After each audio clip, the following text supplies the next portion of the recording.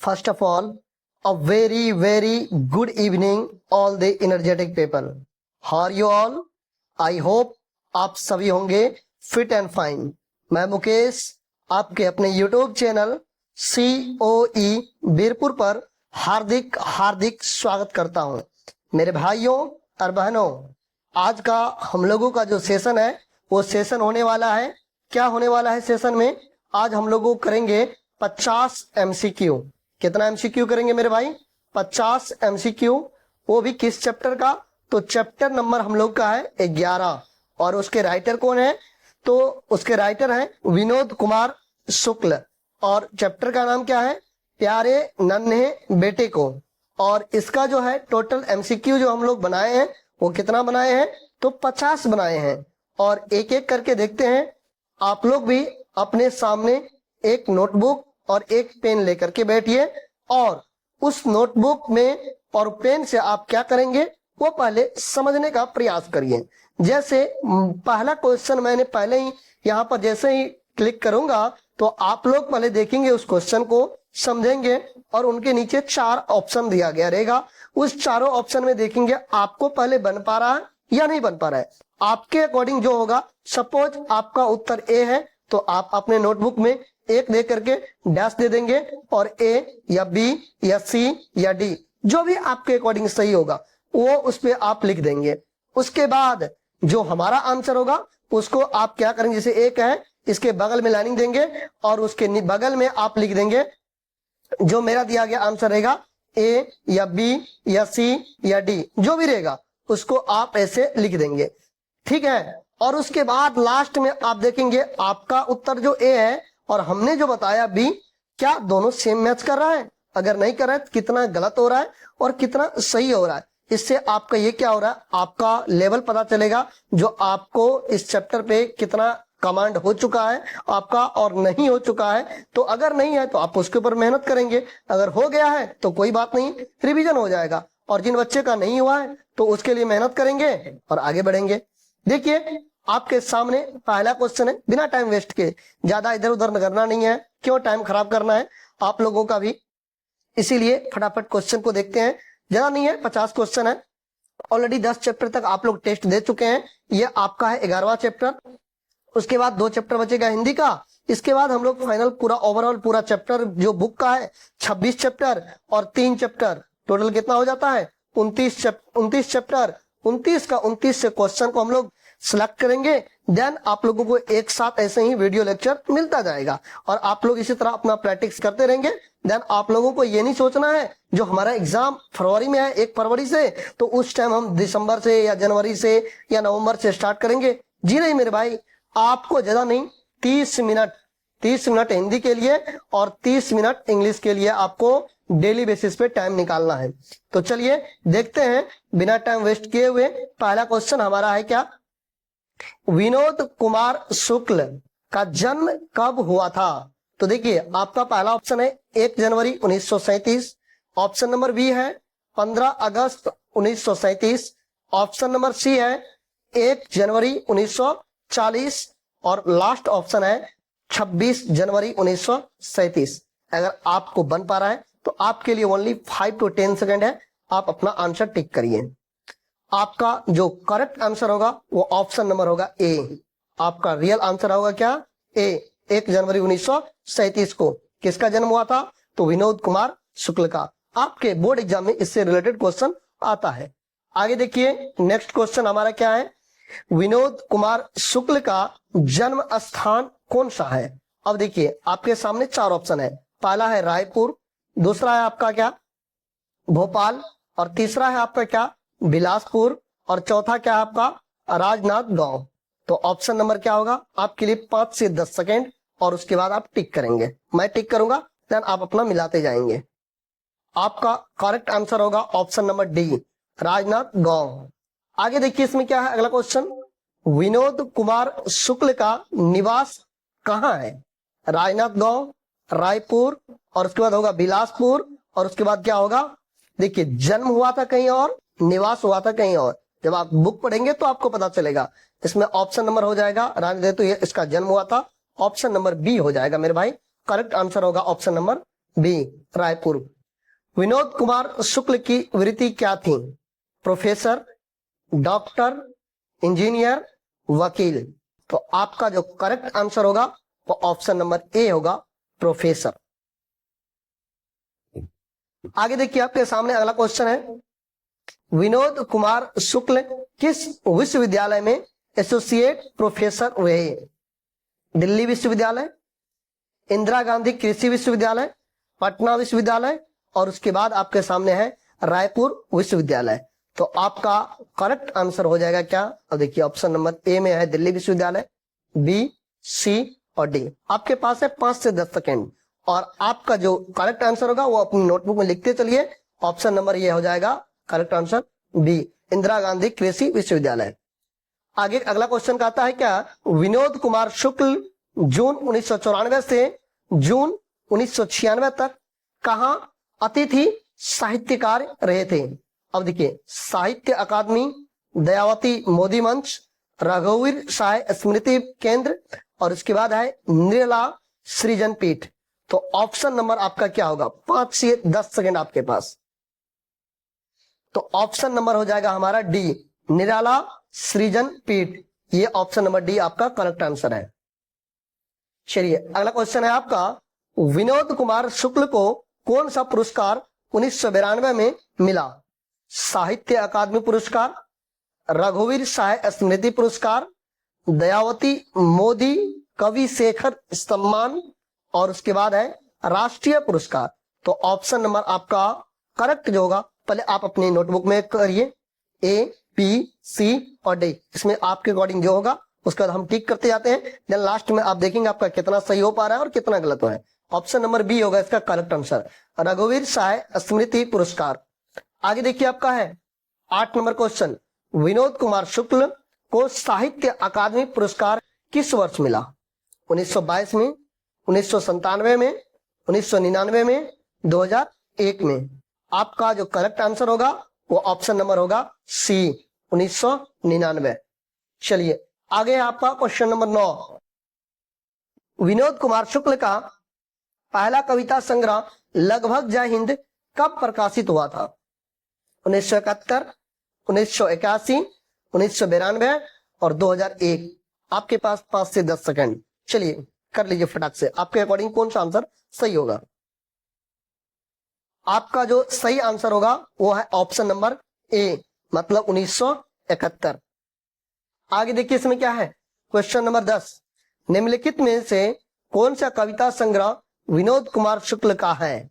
मतलब कौन सा विनोद कुमार शुक्ल का है और बाकी कौन सा आपका नहीं है। तो मतलब कोई एक जो है आपका है और बाकी 3 जो है उसका नहीं है। वह आदमी नया गरम कोट पहनकर चला गया, नन्हा मुन्ना राही, सूरज की किरणें, अजनबी शहर। तो मेरे भाई ये तो होगा नहीं, ये तो कहीं दिया नहीं गया है। तो ऑप्शन नंबर सही क्या हो जाएगा आपका? ए हो जाएगा, वह आदमी नया गरम कोट पहनकर चला गया। आगे देखिए इसमें क्या है, सब कुछ होना बचा रहेगा विनोद कुमार शुक्ल का किस वर्ष प्रकाशित कविता संग्रह है? 1971, 1981, 1992, 2001। तो आपका सही आंसर क्या होगा? 5 से 10 सेकंड में अपने नोटबुक में लिख लीजिए। चलिए देखते हैं, आपका सही आंसर होगा सी, 1992। अतिरिक्त नहीं कविता संग्रह का प्रकाशन वर्ष क्या है? Option number A 1971, option number B 1981, option number C 1992 और ऑप्शन नंबर डी 2001। अतिरिक्त नहीं कविता संग्रह का प्रकाशन वर्ष क्या है? 5 से 10 सेकंड आप अपना पहले टिक करिए, ए, बी, सी, डी क्या होगा? आपका सही आंसर जो होगा ऑप्शन नंबर होगा डी, 2001। कहता है अगला क्वेश्चन, निम्नलिखित में से कौन सा उपन्यास विनोद कुमार शुक्ल का है? मतलब नहीं है, यहाँ पर है। अब देखिए कौन सा है, बाकी 3 तो नहीं होगा, कोई एक होगा। तो देखिए क्या है, दीवार में एक खिड़की रहती थी, घर का रास्ता, बरगद के नीचे और अजनबी। तो ऑप्शन नंबर क्या होगा आपके अकॉर्डिंग? पहले आप अपने नोटबुक में 5 से 10 सेकंड के अंदर लिखिए, देन मैं बता रहा हूं करेक्ट क्या होगा। तो आपका करेक्ट आंसर होगा ए, दीवार में एक खिड़की रहती थी। आगे देखिए, नौकर की कमीज किस प्रकार की कृति है? ये आपका क्वेश्चन नंबर 14। टोटल आपको क्वेश्चन करवाना है मुझे मेरे भाई कितना 50 MCQ इस चैप्टर से मैंने रेडी किया हो। चलिए आगे बढ़ते हैं। नौकर की कमीज किस प्रकार की कृति है? कविता ए नंबर में है कि आपका कविता संग्रह, बी में है उपन्यास, सी में है आपका कहानी संग्रह और डी में है आपका नाटक। तो आपका जो करेक्ट आंसर होगा वो होगा क्या मेरे भाई? उपन्यास, बी। आगे देखिए 15 नंबर क्वेश्चन क्या कहता है? खिलेगा तो देखेंगे किस प्रकार की कृति है? उपन्यास है, कविता संग्रह है, कहानी संग्रह है या नाटक है? तो ऑप्शन नंबर आपका मेरे भाई होगा इसका ए, उपन्यास। पेड़ पर कमरा किस प्रकार का संग्रह है? कविता संग्रह, कहानी संग्रह, उपन्यास और नाटक।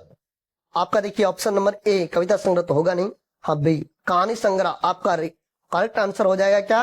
बी, कहानी संग्रह। चलिए मेरे भाई आगे देखते हैं। विनोद कुमार शुक्ल के उपन्यासों का अनुवाद किन भाषाओं में हुआ है? केवल अंग्रेजी में हुआ है? बिल्कुल नहीं मेरे भाई। केवल हिंदी में हुआ है? बिल्कुल नहीं। केवल फ्रेंच में? बिल्कुल नहीं। तो क्या हुआ है? कई भारतीय भाषाओं में हुआ है। तो ऑप्शन नंबर आपका क्या हो जाएगा? सी हो जाएगा। आगे देखिए मेरे भाई इसमें क्वेश्चन क्या कहता है? देखिए अगला क्वेश्चन जो हम लोग का है वो क्वेश्चन का नाम क्या है? पेड़ पर कमरा किस भाषा में अनुवादित हुआ? अंग्रेजी में? नहीं मेरे भाई। इतावली, मतलब ये लग रहा है ये चांस है। ऑप्शन नंबर सी, फ्रेंच और स्पेनिश। स्पेनिश का तो चर्चा ही नहीं मेरे भाई, फ्रेंच तो होगा ही नहीं, अंग्रेजी तो होगा नहीं। तो ऑप्शन नंबर क्या हो जाएगा आपका? बी हो जाएगा। आगे देखिए क्वेश्चन क्या कहता है? नौकर की कमीज पर फिल्म बनाने वाले निर्देशक कौन है? आगे फर्स्ट नंबर में क्वेश्चन है मनी कौल ऑप्शन, दूसरा आपका है ऑप्शन नंबर बी में सत्यजीत राय और तीसरा है आपका ऋतिक गुप्ता और चौथा है आपका मेरे भाई गुलजार। तो ऑप्शन नंबर हो जाएगा क्या आपका? आप अपनी नोटबुक में 5 से 10 सेकंड के अंदर नोट कर लीजिए। ऑप्शन नंबर हो जाएगा ए, मनी कौल। आगे देखिए इसमें क्या है? 20 नंबर क्वेश्चन में विनोद कुमार शुक्ल को दयावती मोदी कवि शेखर सम्मान कब मिला? 1922 में, 1999 में, 1997 में, 2001 में। आपके अकॉर्डिंग जो आंसर होगा ए, बी, सी, डी फटाक से नोट कर लीजिए। उसके बाद मैं अभी बता रहा हूं विनोद कुमार शुक्ल को दयावती मोदी कवि शेखर सम्मान कब मिला? ऑप्शन नंबर सी होगा मेरे भाई 1997। विनोद कुमार शुक्ल का दूसरा कविता संग्रह कौन सा है? लगभग जय हिंद, वह आदमी नया गरम कोट पहनकर चला गया, सब कुछ होना बचा रहेगा या फिर अतिरिक्त नहीं। तो ऑप्शन नंबर इसमें क्या हो जाएगा? लगभग जय हिंद तो है नहीं, सब कुछ होना बचा रहेगा। तो ऑप्शन नंबर होगा इसका करेक्ट बी, वह आदमी नया गरम कोट पहनकर चला गया। चलिए क्वेश्चन नंबर 22 हम लोग देखते हैं क्या कहता है। दीवार में एक खिड़की रहती थी, किस विद्या में है? ऑप्शन नंबर ए में है कविता, बी नंबर में है आपका नाटक, सी में है आपका कहानी और डी में है आपका उपन्यास। आपके अकॉर्डिंग क्या सही है? आप पहले अपनी नोटबुक में फटाक से नोट डाउन कर लीजिए, उसके बाद मैं अभी टिक करवा रहा हूं। आपका जो करेक्ट आंसर है वो आंसर होगा मेरे भाई डी। आगे देखिए इसमें क्या कहता है अगला क्वेश्चन। विनोद कुमार शुक्ल का मुख्य पेशा किस क्षेत्र में था? चिकित्सा में, साहित्य में, राजनीति में या फिर विज्ञान में? आपके अकॉर्डिंग जो सही आंसर है उसको अब दें। विनोद कुमार शुक्ल का मुख्य पेशा किस क्षेत्र में था? तो करेक्ट आंसर होगा मेरे भाई साहित्य में, ऑप्शन नंबर बी। चलिए 24 नंबर का क्वेश्चन हम लोग देख रहे हैं। कहता है क्या विनोद कुमार शुक्ल की कविताओं और कहानी संग्रह का अनुवाद कौन सी भाषा में हुआ? जर्मन में हुआ था, फ्रेंच में, इतावली में या फिर स्पेनिश में? तो आपका करेक्ट आंसर जो होगा वो ऑप्शन नंबर होगा मेरे भाई सी, इतावली में होगा।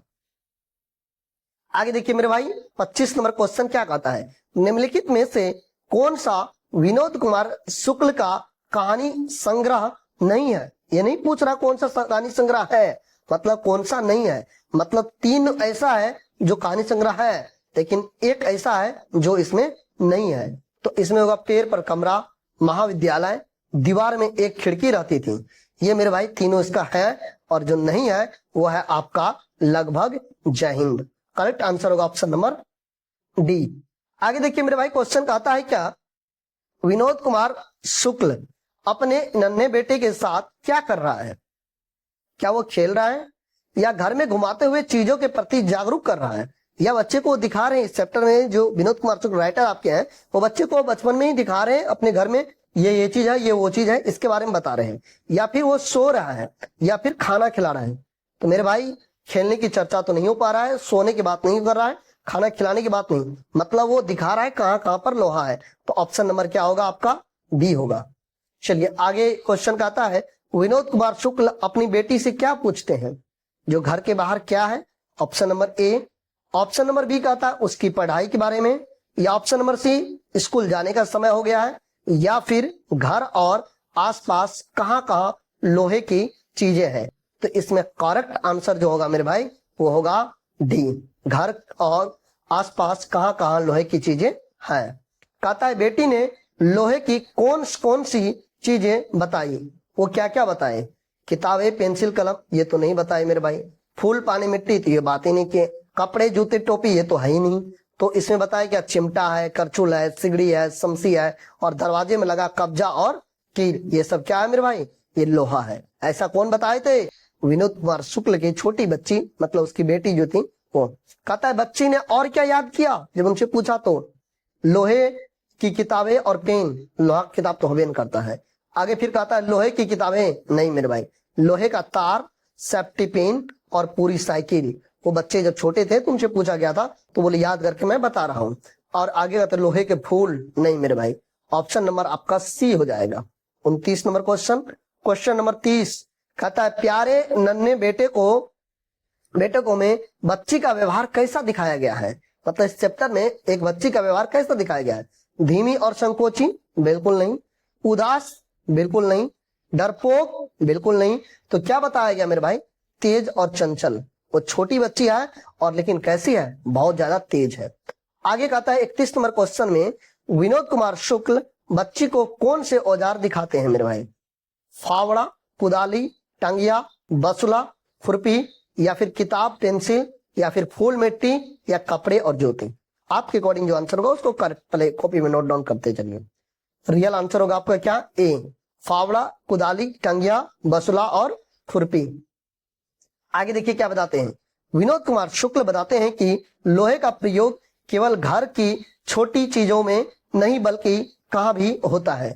वो अपने बच्चे से पूछते हैं तो बताते हैं देखिए गांव के औजारों में, बाजार में, स्कूलों में और नदी में। तो यहाँ पर क्या होता है? गांव के औजारों में। बाजार में थोड़ी नहीं इसका प्रयोग करते, स्कूल में थोड़ी नहीं करेगा, नदी में क्यों करेगा मेरे भाई? तो गांव में जहां पर औजार रहेगा वहीं पर बताएंगे लोहा का प्रयोग कहाँ कहाँ करते हैं। औजार में करते हैं। पत्नी प्यारे नन्हे बेटे को में क्या कर रही है? इस चैप्टर में जो पत्नी है वो क्या कर रही है? किसकी पत्नी? विनोद कुमार शुक्ल के। वो बोले खाना बना रही है, बच्ची को लोहे की चीजें समझा रही है जो कहाँ कहाँ लोहा है, या सो रही है, या फिर गाना गा रही है।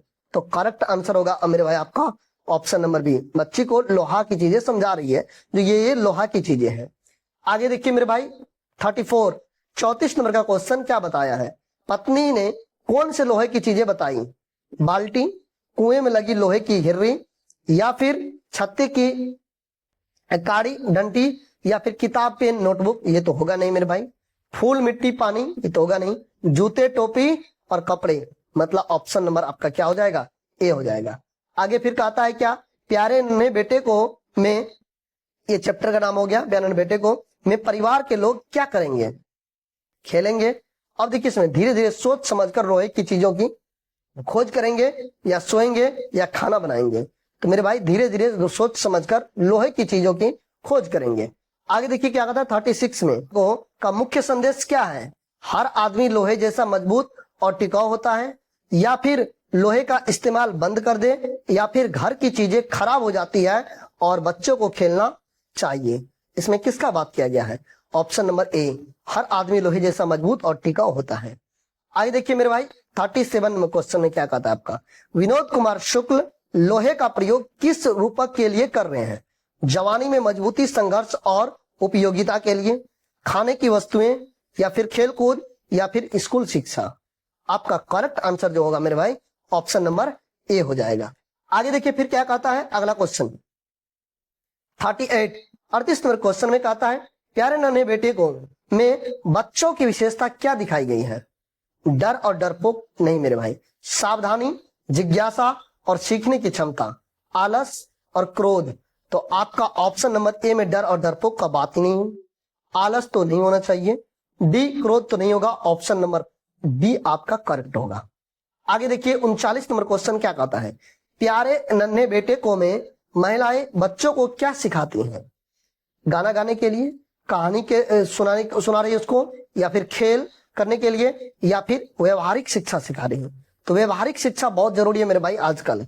किताबी नॉलेज हो जाए अच्छी बात है, लेकिन व्यवहारिक नॉलेज भी होना चाहिए। बहुत सारे ऐसे लोग हैं इस दुनिया में जिसके पास किताबी नॉलेज तो बहुत अच्छा है, लेकिन कैसे समाज में रहा जाता है वो नॉलेज नहीं है उसके पास। प्यारे नन्हे बेटे को में लोहा के उपयोग कहां कहां दिखाया गया है? केवल घर में, केवल बाजार में, घर और खेतीबाड़ी में, या केवल स्कूल में? मतलब कहां कहां दिखाया गया है? तो घर और खेतीबाड़ी दोनों में। आगे देखिए मेरे भाई प्यारे नन्हे बेटे को में बच्चे का दृष्टिकोण कैसा है?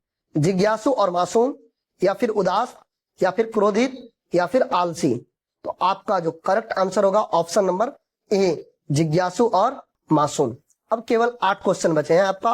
अगला क्वेश्चन देखिए क्या कहता है आपका प्यारे नन्हे बेटे को में परिवार का प्रयास किसका प्रतीक है? सहयोग और साझा प्रयास, या फिर लड़ाई, या फिर आलस्य, या फिर अकेलापन? नहीं मेरे लड़ाई का बात ही नहीं, आलस का नहीं किया गया, अकेलापन का नहीं। ऑप्शन नंबर ए सहयोग और साझा प्रयास। प्यारे नन्हे बेटे को में लोहा का सबसे प्रतीकात्मक अर्थ क्या है? तो इसमें सुंदरता, मजबूती और टिकाऊपन, खुशी और दौलत। तो आपका जो करेक्ट आंसर होगा ये सुंदरता तो होगा नहीं मेरे भाई, खुशी तो होगा नहीं, दौलत तो होगा नहीं, ऑप्शन नंबर क्या होगा बी मजबूती और टिकाऊपन। आगे क्वेश्चन कहता है प्यारे नन्हे बेटे को में पति और पत्नी के प्रयास से बच्ची क्या सीखती है? लोहे की चीजों को पहचानना सीखती हैं। बस सीधा ये लाइन आपका बुक से ही लिया गया डायरेक्ट। आगे देखिए इसमें बताता है क्या प्यारे नन्हे बेटे को में घमेला और हंसिया किसके उदाहरण है? घर की चीजें, खेती बाड़ी के औजार, स्कूल की चीजें और बाजार की चीजें। तो आपका घर की चीजें नहीं हो सकता है, स्कूल की चीजें नहीं हो सकता है, बाजार की चीजें नहीं हो सकता है, खेती बाड़ी के औजार के बारे में बात किया गया है। प्यारे नन्हे बेटे को में परिवार का ध्यान किस पर केंद्रित है? बच्चों के खेल पर, खाने पीने पर? बिल्कुल नहीं। बाजार पर? बिल्कुल भी नहीं। लोहे की वस्तुओं और सीख पर? मतलब बच्चे पहचानना सिखाया जाता है जो कहां कहां लोहा की चीजें हैं। प्यारे नन्हे बेटे को में घर, परिवार, गांव के दृश्य किस तरह दिखाए गए हैं? जटिल और कठिन, सहज और प्रभावशाली, डरावने और या उदास?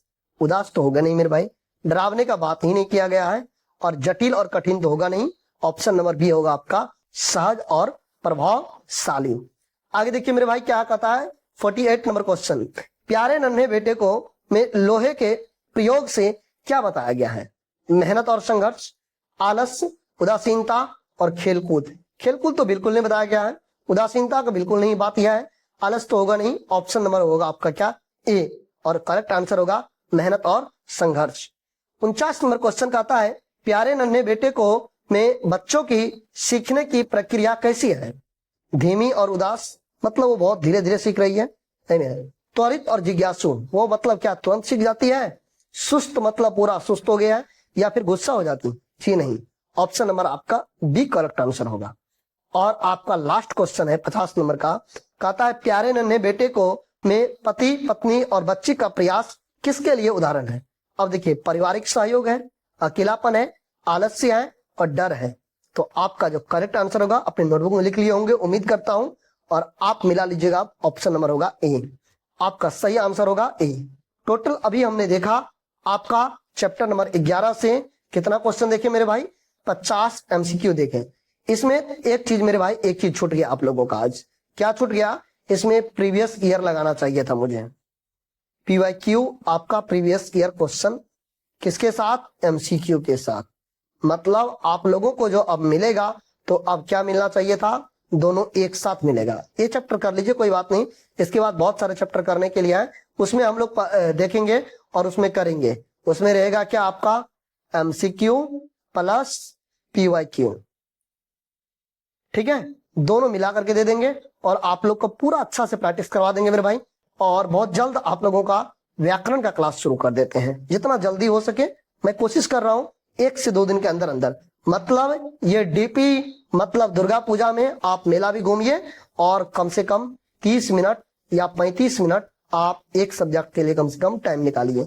मतलब डेली बेसिस पर कम से कम 3 से 4 घंटा टाइम निकालिए, तभी जाके आपका रिजल्ट बेहतर हो पाएगा। ये नहीं कि केवल घूमिए, घूमना जरूरी है बट पढ़ाई भी जरूरी है। ऐसा कर लेते हैं, आपका रिजल्ट बहुत अच्छा हो जाएगा मेरे भाई। और कुछ बच्चे का है सर ग्रामर कब होगा, अंग्रेजी का ग्रामर, वो बहुत जल्द हो जाएगा, बहुत जल्द मेरे भाई, जितना जल्दी हो सके मैं कोशिश करता हूं। मतलब 2 से 3 दिनों के अंदर मैं आप लोगों के लिए हर एक चीज मैं करवा दूंगा।